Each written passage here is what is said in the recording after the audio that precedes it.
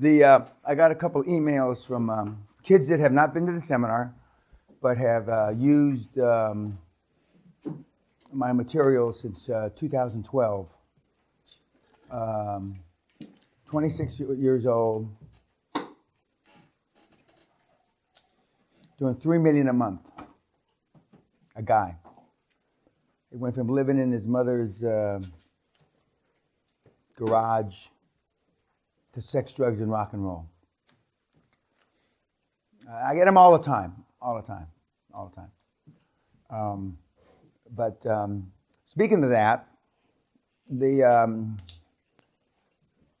and don't pan down to look at them when I'm talking about them here in the seminar. We have a couple of guys in the seminar. Funny, 2012. I must have been hot in 2012. When he left here in 2012, he generated about $4 million for his boss, and realized that fuck, why don't I do this on my own, more or less? And so the first year out, he did about $9 million on his own. Then the next year, when he partnered up with another guy in here, they did about $18 million, and then in the last 12 months, they've done $31 million. Millions? It's dollars, right? Yep. Dollars, okay. And that's Andy, and I got to think of another name so they don't chase down. Anyway, Alvin, we'll call him. We'll call him Alvin. It's close enough for government work. And it shows you what you can do when you stay focused. And it just so happens I'm reading this email about 2012. This kid from New York City who was a fucking.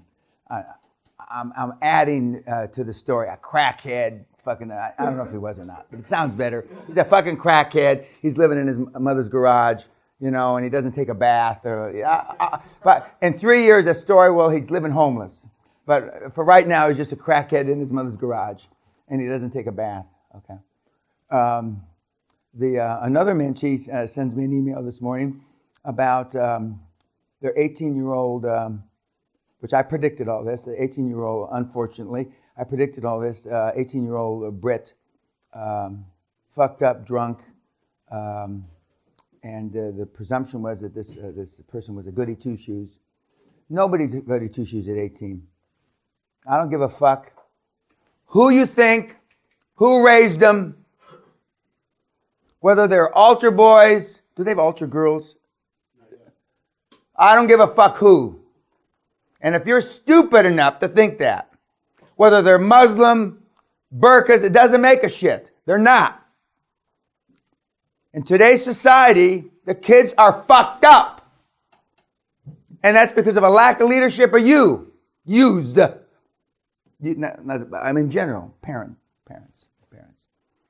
And so she's all surprised that her daughter, little cherub that she was. And I said, of course, I had no empathy or sympathy. This is what you're finding out. I had to go pick her up on the street throwing up. This is only because she couldn't get anybody else to pick her up.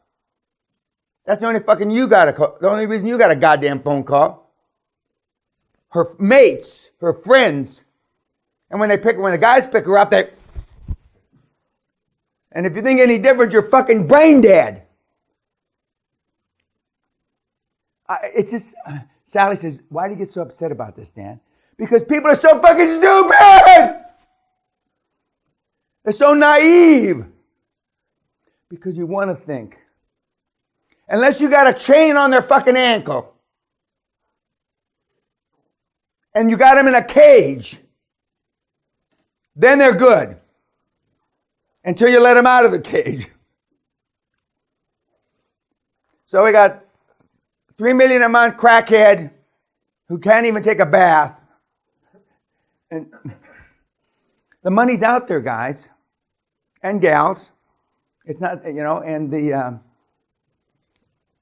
but why do I get the emails? What do I do, Dan? The $3 million guy doesn't know what to do. It's sex, drug, and rock and roll. The hookers are coming in and out of his fucking penthouse on Madison so quick he can't keep track of them. He doesn't know whether to pay him with American Express or fucking cash. I said, get an assistant to pay him, so you're not overpaying, you know.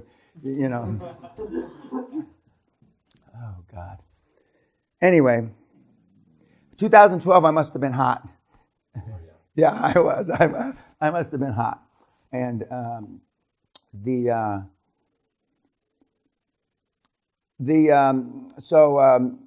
just in general, what was the takeaway from Klaus last night? Or specifically, it doesn't have to be general. I mean, yes. And like I tell you, almost everybody are like him, high performers, not like me. I'm one of the few psychopaths. I'd like to think I'm one of the top psychopaths. But there may be, Donald may be a little more psychopathic than I am. But most of the high performance people are like that. Now, he is a consummate professional, okay? And so, and I'm proud to have mentored him for a long time. And but as I say, he's all grown up now. But he is the antithesis of me. His benchmark and his accountability systems are very much like mine, but his implementation and taking action is not like mine. It's not like mine. He'll listen to why it got fucked up, and I don't. And so he'll, because he truly has empathy, he truly has sympathy, and he's sincere about it. It's not put on. It's not bullshit. Yeah, it's not bullshit. He really means it, and he's made me proud over these many years. And most of the guys and gals up there are like him, not like me. There's a couple of them up there that are like me, but for the most part. And so for those of you that are at that end of the continuum, which virtually all of you except a couple maybe, the system works for that personality, that persona, perfectly. Some say it works better for that end because of where we are in the 21st century. And we're not 8th century, which is my speciality. 8th, 9th, 10th century is my speciality. If I'm going to come back as anything, I want to come back then. But with the way the world has gone, the non-alpha male leader is in great stead. And it's so you really shouldn't be concerned about that. What you should be concerned about is taking action, and that's one thing he does do, is he takes action. And he's more on the planning side than I am, but he's running a huge organization. You can't just be willy-nilly running down the street shooting people when you've got these big organizations. They used to say, Dan used to go to every third office and just shoot the guy, and that was his benchmark, his methodology of how to determine who to keep and who to get rid of. Just so happens if you were in the third office or not, every third office. But now they don't have offices. Now they got cubicles, so I guess I'd go down cubicles, Eeny, meeny, miny, boom. Eeny, meeny, boom. Now that's an exaggeration, but it sounds good. I like the story, so I keep saying it. It was really every fifth office, but anyway, it's now down to third office. That's good. Today we'll get more into the stuff that that you're concerned about, but none of this, and we're going to listen to live. One of the guys that's out there, he's been out about 4 or 5 months, and so you'll be able to ask questions as opposed to listen to the webinar that we've listened to the last couple of days.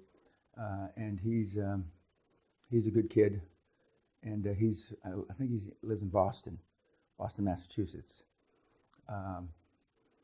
Okay, I didn't have time to look at any YouTubes to see if I got any fallout, but the results are still overwhelmingly positive about the um, the escapade that I went through with the Harlem Charter School and, and not being able to speak there. So I'm sure that it'll develop over the days and weeks to come. YouTube, goodbye.